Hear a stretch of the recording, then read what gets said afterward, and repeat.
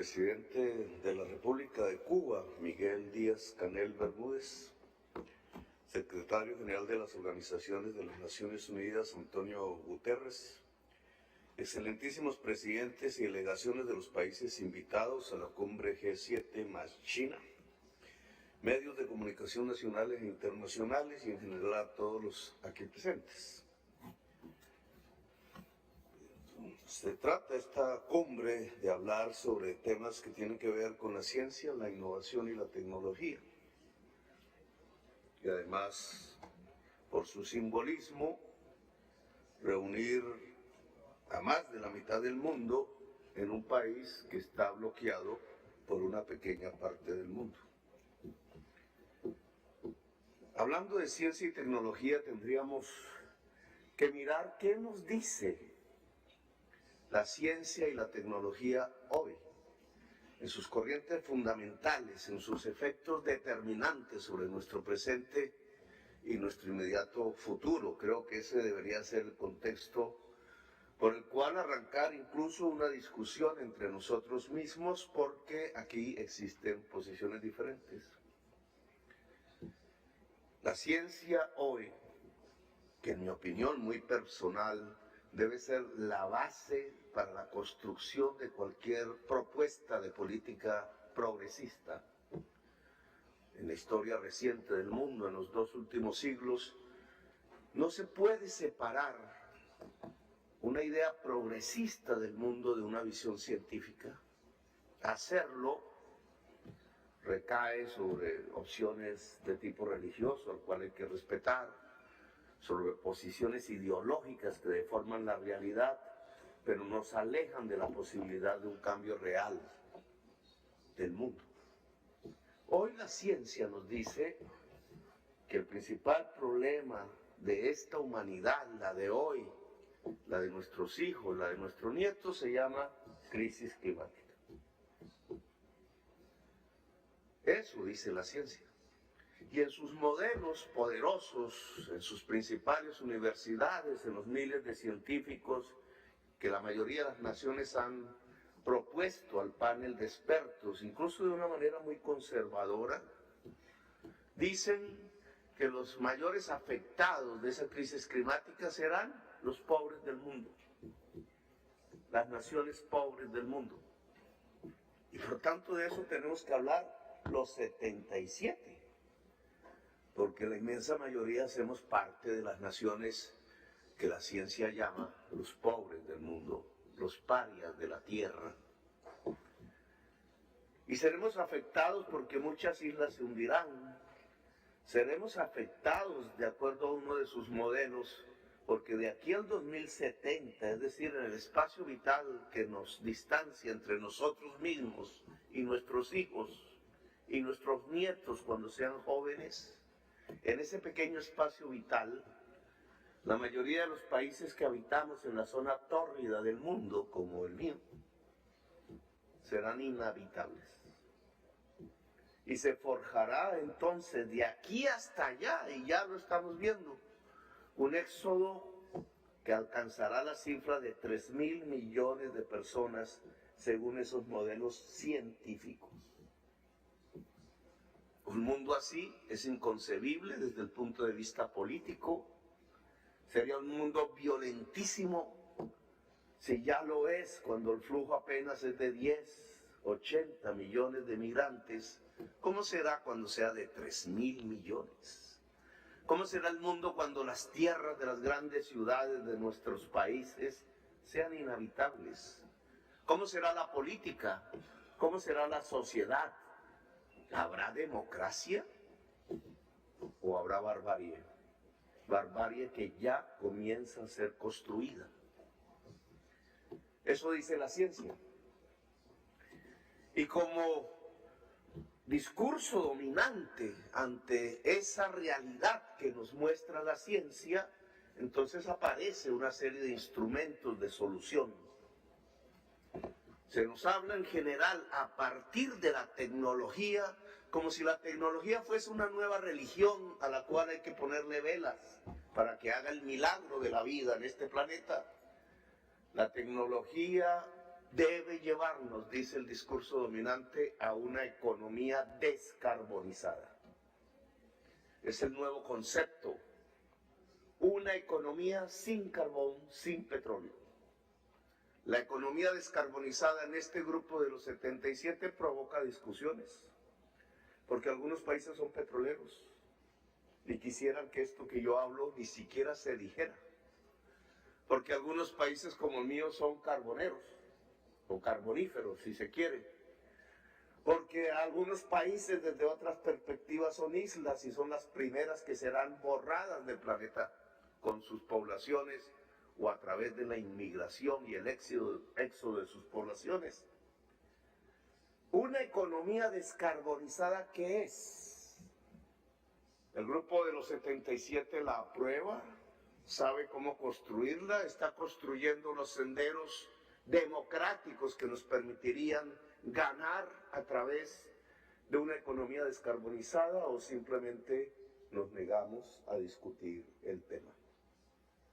Una economía sin carbón y sin petróleo, sin fósiles, representaría los mismos niveles y relaciones sociales de poder que en el mundo de hoy, o implicaría su transformación profunda. En mi opinión, este concepto de economía descarbonizada tiene que ser tomado como una discusión seria por nosotros. ¿Cómo se construye ese mundo? ¿A partir de qué financiación? Es el primer tema que a mí me gustaría discutir. Hay dos opciones, básicamente, desde los días de hoy. O el capital, tal como lo definía la economía política clásica, o fondos públicos. El capital, tal como lo definía la economía política clásica, solo invertirá en la descarbonización de la economía allí donde haya ganancia y rentabilidad. Y eso implica una esfera pequeña del esfuerzo que la humanidad tiene que hacer en todo el planeta.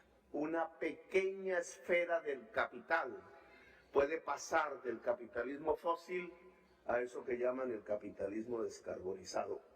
Pero lo que produjo la crisis climática no lo puede solucionar. El mercado, la acumulación ampliada de capital que produjo el cambio químico de la atmósfera no puede arreglar la atmósfera y por tanto garantizar la vida en el planeta, incluida la vida de la especie humana. Como antes, nunca hemos llegado a una conclusión que ya estaba escrita desde el siglo XIX. El capital acaba con sus propias bases, la naturaleza y el ser humano. Y esa frase escrita en el siglo XIX se llama hoy crisis climática. Luego, sin negar un espacio para el capital, sabiendo que queda recortado en su esfera propia, que es la ganancia, la rentabilidad y la codicia, hay otro espacio que es el fondo público. Los fondos públicos del mundo. Y aquí entonces tenemos una discusión porque no aparece en la declaración final de este evento. A pesar que sí se hizo en la de presidentes de América del Sur y en la de la Unidad Africana en Kenia hace unos días y semanas. Y es que los fondos públicos se pueden acrecentar, porque aquí habría que acrecentarlos de dos maneras. Uno, como nos proponen desde Estados Unidos y Europa, endeudándonos más. Me temo que muchos integrantes del G77 aceptan pasivamente este camino. Es decir, que para poder solucionar problemas que se causaron en una enorme chimenea y se siguen causando en los Estados Unidos, en la China y en la Unión Europea, tengamos nosotros para poder salvar la vida que endeudarnos aún mucho más de los niveles actuales. Eso no es posible. Luego queda otro camino para acrecentar los fondos públicos: disminuir la deuda. Y aquí mi discusión, incluso con el gobierno anfitrión. Si no abordamos el camino de disminuir la deuda, la única manera de financiar la economía descarbonizada en todo el mundo es el capital y el endeudamiento.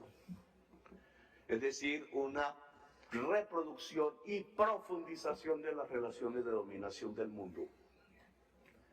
Pero si planteamos en conjunto, como la mayoría de la humanidad, que el tercer camino también es viable y quizás el más poderoso, que es disminuir la deuda, y para ello está la experiencia en el COVID, que es un efecto de la crisis climática, de los derechos especiales de giro a escala universal. No es una negociación país por país, es una negociación universal sobre un cambio del sistema financiero del mundo. El COVID demostró que se puede, en pequeño, y se puede agrandar. La emisión universal de derechos especiales de giro, de manera progresiva, a partir de los niveles de pobreza de la humanidad, pagando la deuda, no condonándola, sino pagando la deuda a los acreedores, para que disminuya la deuda a cada país y se abran espacios presupuestales en todo el mundo, es decir, fondos públicos que nos permitan financiar la transición hacia la economía descarbonizada. Esta propuesta, aprobada en América del Sur, en África, en ciertas reuniones previas como la de París, en mi opinión, debería ser retomada por el G77. Porque nosotros no perdemos allí, ganamos. Porque al final, cuando estamos hablando de fondos públicos, estamos diciendo, primero, que lo público vuelve a ser el centro de la transformación del mundo, y es un cambio de paradigma. Y segundo, que para poder hacer esas inversiones de transición a la economía descarbonizada, tenemos que pasar un plan Marshall que hay que planificar. Un concepto que no habíamos vivido como humanidad. Planificar a escala multilateral y a escala global para poder salvar la vida del planeta. Es decir, el reconocimiento en el pensamiento humano que la planificación humana es superior a la inhumanidad del mercado. No me quiero alargar más, pero esta discusión tiene una cosa que enturbia en este momento las posibilidades de llevarla a cabo, aún entre nosotros. Y es que nos estamos matando entre sí. Es que no podremos asumir las responsabilidades de los principales problemas de la humanidad si aquí hay guerra. Y yo le pediría al G77 que también abordáramos este tema de la guerra para superarla. No porque tengamos que tomar partido entre Rusia o Ucrania, sino que deberíamos comparar dos situaciones explícitamente en el debate mundial del hoy. ¿Cuál es la diferencia entre la guerra de Rusia y Ucrania con la de Israel y Palestina? ¿Y por qué esa doble moral para asumir un gran frente de unidad humana en la guerra de Rusia y Ucrania contra Rusia y no tomar partido y sabotear la posibilidad de un gran frente humano en la ocupación de Israel en el territorio palestino, si es lo mismo? ¿No sería la hora de que el G7 le planteara a las Naciones Unidas y a los poderes del mundo que llegó la hora de hacer dos conferencias de paz inmediatas en bien de la humanidad y para abrir los espacios de la discusión en el que el mundo sí tiene que entrar? La crisis climática, que es una conferencia de paz sobre la guerra en Ucrania y una conferencia de paz al mismo tiempo sobre la ocupación palestina. Gracias, muy amable por habernos escuchado.